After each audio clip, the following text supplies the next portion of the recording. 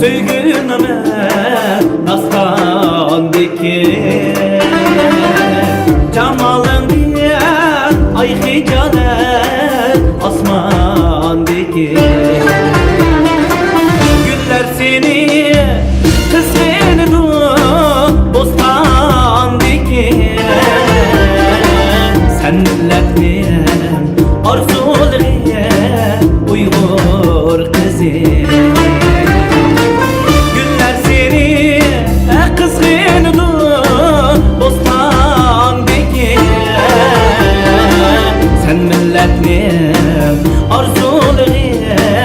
Uygur kızı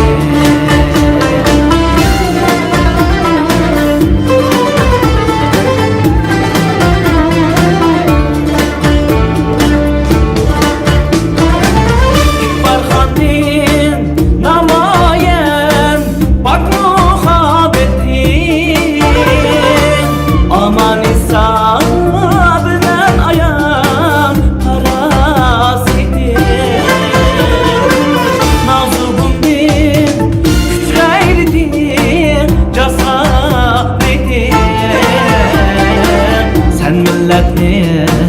Arzuları Uygur kızı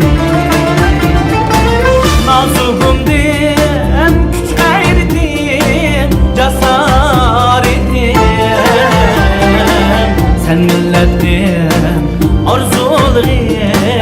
Uygur kızı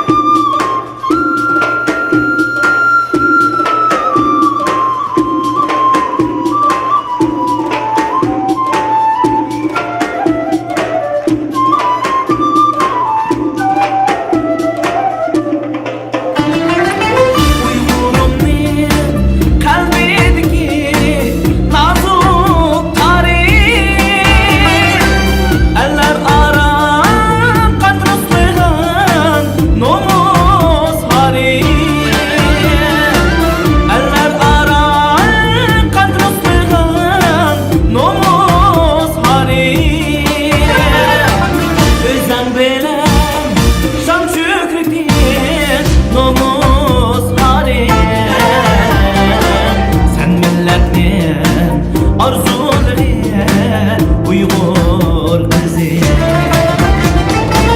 Özden bile şan şükredin Nomuz harim Sen milletin arzuları Uygur kızı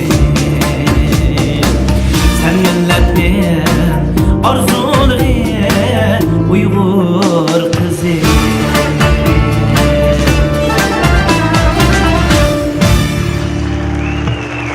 Rahmetli ve Ramila Bizim yavru kızlarımız, güzel kızlarımız